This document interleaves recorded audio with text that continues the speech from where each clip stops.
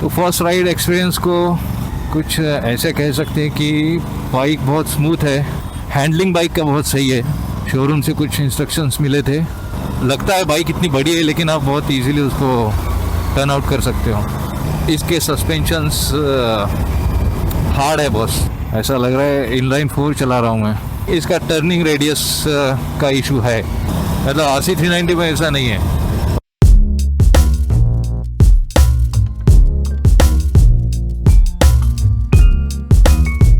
तो फाइनली आज डिलीवरी हो गई है अपनी RS 457 की, और शोरूम से हम लोग जस्ट आए घर पे, और ये हार भी नहीं निकला अभी तक। हार तो खैर नहीं निकलेगा अभी, 1-2 दिन, जब तक अच्छा है तब तक रखेंगे इसको। डिलीवरी ली थी हमने यहाँ से लॉन्ग माइल्स पिंपरी चिंचवड, और डिलीवरी का एक्सपीरियंस तो बहुत सही था। लॉन्ग माइल्स का स्टाफ बहुत सपोर्टिव है यार, अच्छे लोग हैं सारे यार। साउंड है यार गाड़ी का, मुझे पता नहीं कैसे कैप्चर हो रहा है ऑडियो, लेकिन साउंड्स अमेजिंग।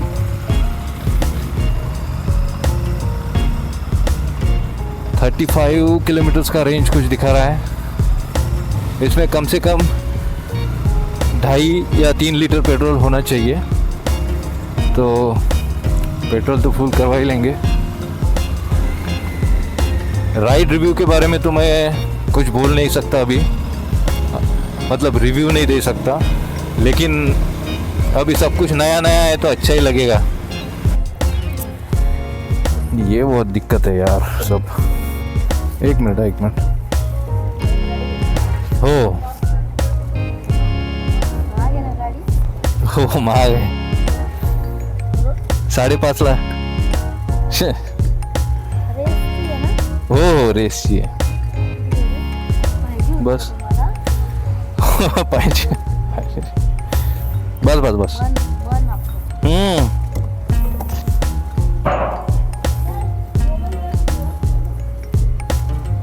नहीं ठीक है, नहीं तो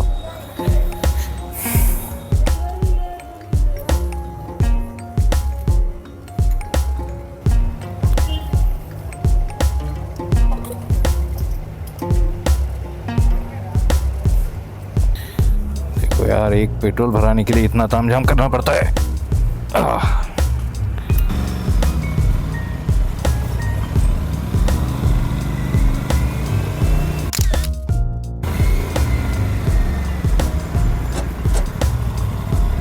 वैसे तो बाइक की डिलीवरी 2 बजे होनी थी, लेकिन हम लोग पहुँचे 3 बजे। मतलब बाइक का डिलीवरी टाइम 2 बजे का होने के बाद भी उन्होंने कुछ ऐसा कुछ कहा नहीं कि आपको लेट हो रहा है या आपके लोग कौन आने वाले हैं आए नहीं, ऐसा कुछ भी उन्होंने कहा नहीं। स्टाफ बहुत पोलाइट एंड सपोर्टिव है, कोऑपरेटिव है सारे लोग लॉन्ग माइल्स के। ओह, फर्स्ट टाइम हॉर्न बजाया मैंने बाइक का, first time fuel up, first time horn, first time indicator, सारी चीज़ें होने वाली है अभी।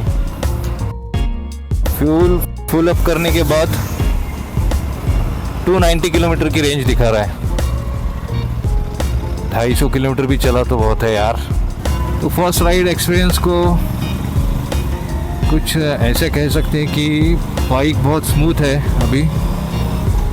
गियर शिफ्टिंग का मुझे आइडिया नहीं, क्योंकि इसमें क्विक शिफ्टर लगा हुआ है, और मुझे पता नहीं, फर्स्ट टाइम मैं अप्रिलिया RS 457 चला रहा हूँ, तो गियर शिफ्टिंग का मुझे आइडिया बिल्कुल भी नहीं है, क्योंकि कभी कभी हार्ड लग रहा है, कभी कभी सॉफ्ट लग रहा है, बोल नहीं सकते उसको। हैंडलिंग बहुत स्मूथ है, बहुत इजीली लगता है बाइक इतनी बड़ी है, लेकिन आप बहुत इजीली उसको टर्न आउट कर सकते हो कहीं से भी। और पावर तो अच्छा खासा है। मैं फिर भी इको में ही चला रहा हूँ, क्योंकि मुझे इसका बिल्कुल भी जो इंस्ट्रक्शन दिए थे उसको तोड़ना नहीं है। शोरूम से कुछ इंस्ट्रक्शंस मिले थे कि आपका आरपीएम ज़्यादा जाना नहीं चाहिए, 7000 के ऊपर, मैक्स टू मैक्स 7000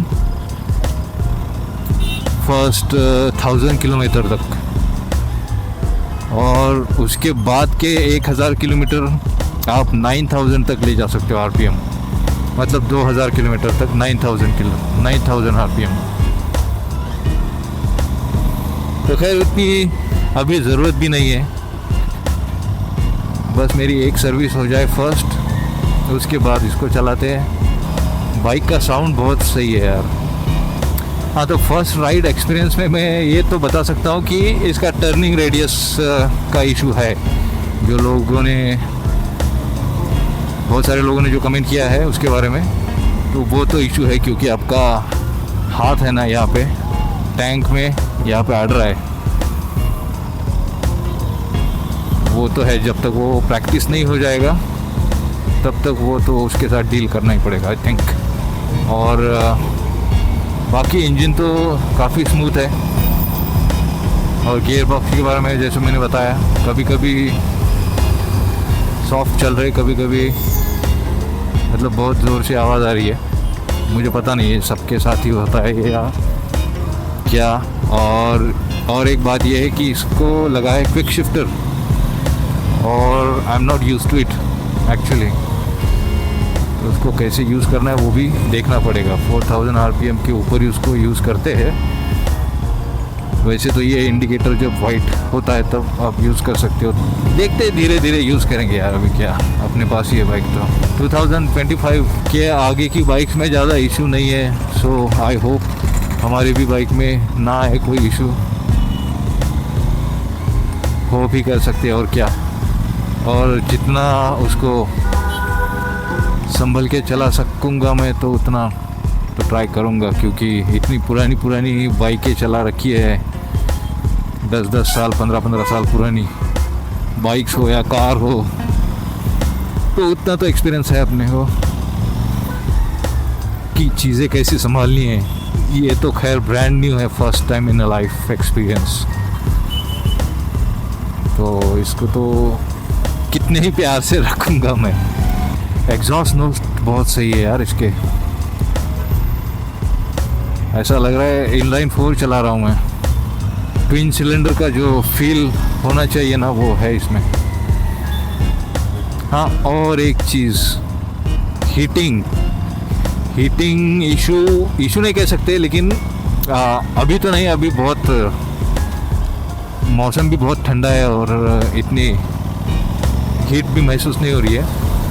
लेकिन जब मैंने फर्स्ट टाइम बाइक लाई थी शोरूम से घर तक, 10 किलोमीटर के अंदर वो कितना गया था, वो टेम्परेचर तो इतना ही तब भी दिखा रहा था 27, अभी 26 हो गया, लेकिन वो हीट महसूस हो रही थी क्योंकि ट्रैफिक था, सिटी में चला रहा था मैं, वो तो होना ही है, उतना तो कंसिडर कर ही सकते हैं उसको, कोई दिक्कत नहीं है उसमें। तो इतना भी नहीं लगा, उतनी तो गर्म RC390 भी मेरी होती है, और RC390 का क्या है, वो बहुत जल्द गर्म होती है, और उसको लेफ़्ट साइड से है ना बहुत ज़्यादा, एक ही साइड से, मतलब लेफ़्ट साइड से बहुत ज़्यादा गर्म हवा लगती है। तो इसमें वैसा नहीं है, इसमें दोनों तरफ से सेम उतना ही इक्वल डिवाइड होके आता है एयर फ्लो, जितना भी हीट है ना दोनों तरफ से उतना ही डिवाइड होके आता है, तो वो जो डिवाइड होता है उसकी वजह से शायद कम महसूस होता रहेगा। हाँ, तो और फर्स्ट टाइम एक्सपीरियंस मैं बताता हूँ, इसके ये जो इंडिकेटर्स है ये भी इतने स्मूथ नहीं लग रहे। RC390 के इतनी पुरानी होके भी इतना स्मूथ है ना, इसमें खट करके ऐसा फील हो रहा है, बटन की आवाज़ फील हो रही है, आवाज़ कहो या क्या, मतलब मैं न्यूट्रल भी कर रहा हूँ ना, इंडिकेटर बंद भी कर रहा हूँ तो भी टक करके आवाज़ आ रही है। मे भी हो सकता है वो फीचर है। और ये हाइपर पास का, अपर पास का जो फीडबैक लोगों ने बताया था वो भी सही कह रहे थे लोग, नया होने के बाद भी इतना जितना होना चाहिए उतना स्मूथ नहीं है वो। अभी ये तो नया है और 2-4 महीने 5 महीने 1 साल के बाद क्या होगा पता नहीं, तो उसका देखते हैं। इतना टेंशन लेने की ज़रूरत नहीं है। देखो भाई, अगर आप कुछ नया ले रहे हो ना तो एक्सपेरिमेंटल चीज़ है ये तो फर्स्ट। और उसके बाद भी उन्होंने 2 साल के बाद जब लोगों के कमेंट्स देखे, और एप्रिलिया मानना पड़ेगा कि हर एक कमेंट के ऊपर जो कमेंट थे, जो इश्यूज थे, उसके ऊपर उन्होंने काम किया यार। और एप्रिलिया के ग्रुप से भी मैंने सुना कि जो 2025 में जिन्होंने गाड़ियाँ ली है ना, उनमें कंपैरेटिवली देन ओल्डर वर्जन बहुत कम इश्यूज है। तो ये तो टाइम ही दिखाएगा अपने को क्या है सीन।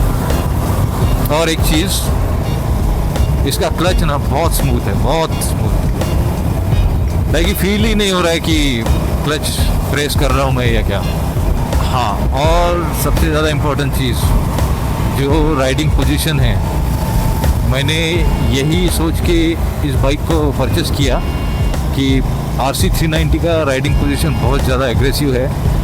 और मुझे इस पर बैठने के बाद लगा कि इसका भी है उतना, लेकिन जैसे जैसे मैं चला रहा हूँ ना तो इसमें है ना उतना ज़्यादा प्रेशर नहीं पड़ता है पाम पे। वो RC 390 का क्या है कि एग्रेसिव तो पोजीशन है, और लेकिन तकलीफ़ कहाँ होती है, क्योंकि उसका पूरा जो पोजीशन है, जैसे आप बैठते हो ना तो पूरा प्रेशर आपके पाम पे आता है। उसकी वजह से फिर ये कुछ किलोमीटर चलने के बाद आपको ये पेन महसूस होगा। इसमें इतना ऐसा मुझे इस पे प्रेशर नहीं आ रहा है, हाथ पे प्रेशर नहीं आ रहा है, तो आई होप उतनी ज़्यादा तकलीफ़ नहीं होगी लॉन्ग डिस्टेंस कवर करने में। वो भी एक है, लेकिन उस पर भी मैं कमेंट बिल्कुल भी नहीं कर सकता हूँ, क्योंकि मैं इसको जब तक अच्छे से चलाऊँगा नहीं तब तक मैं कोई कमेंट नहीं कर सकता। ये सिर्फ मेरा फर्स्ट इम्प्रेशन जो है वो मैं दे रहा हूँ, फर्स्ट राइड एक्सपीरियंस। हाँ, और एक चीज़ मैं बोलूँगा सस्पेंशन के बारे में। इसके सस्पेंशंस हार्ड है, बॉस हार्ड है इसके सस्पेंशन। फ्रंट का भी मुझे लग रहा है उतना भी सॉफ्ट नहीं है, और पीछे का भी। ये है जो बाय डिफ़ॉल्ट आता है ना सेटिंग, उस पर सेट है ये बाइक अभी। तो मैं देखूंगा इसको और कुछ दिन ट्राई करूंगा। सीट, लोगों ने बोला था कि सीट बहुत कंफर्टेबल है इसका। कंफर्टेबल इन द सेंस वो कैसे कह रहे थे मुझे पता नहीं, लेकिन बहुत हार्ड है ये भी सीट। इसका कुशनिंग तो करवाना पड़ेगा, ऐसे नहीं होगा इसका काम। लॉन्ग ड्राइव इस पे नहीं हो सकता है। इसका लो एंड टॉर्क बहुत सही है, मतलब 3rd गियर में भी आराम से आप, 4th गियर में भी आप आराम से 40 की स्पीड से आराम से चल सकते हो। इतना गियर चेंज करने की ज़रूरत नहीं है। लेकिन मुझे ये प्रैक्टिकली चीज़ अच्छी नहीं लगती।